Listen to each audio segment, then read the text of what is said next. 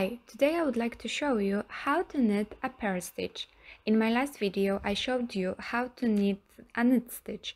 If you'd like to watch that video, I will put the link in top right corner.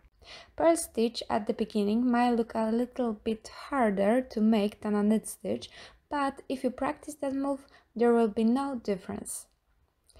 Pearl stitch in projects looks like this. We need to know how to knit the purl stitch to make, for example, short rows, which we are using in sweaters. So let's get started. Just a quick note, I'm going to work on circular needles, but you can use straight needles as well. Pick the ones that suits you best. Okay, now I will show you step by step how to knit a purl stitch. Grab the needle with stitches on to your left hand and the other empty needle to your right hand.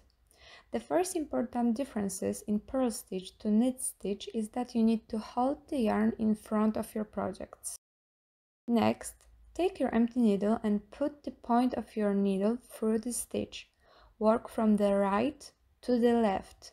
This is another difference to making a knit stitch where we were working from left to the right. Wrap the yarn around your right needle.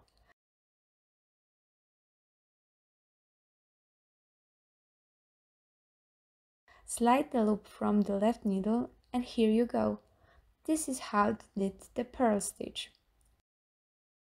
Let's do this again. Put the point of your needle through the stitch under the front leg of the stitch and then catch the yarn and draw through the stitch. One more time.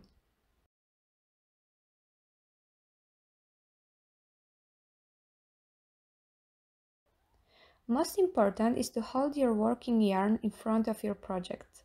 How to wrap the yarn around the needle depends on you and your own preferences. You can help yourself by your thumb or by your forefinger, just like that.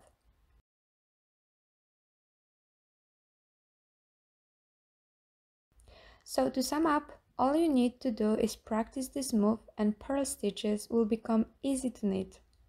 If you want to learn more, please make sure that you've subscribed my channel, and if you found that video helpful, please leave a thumb up and comment below.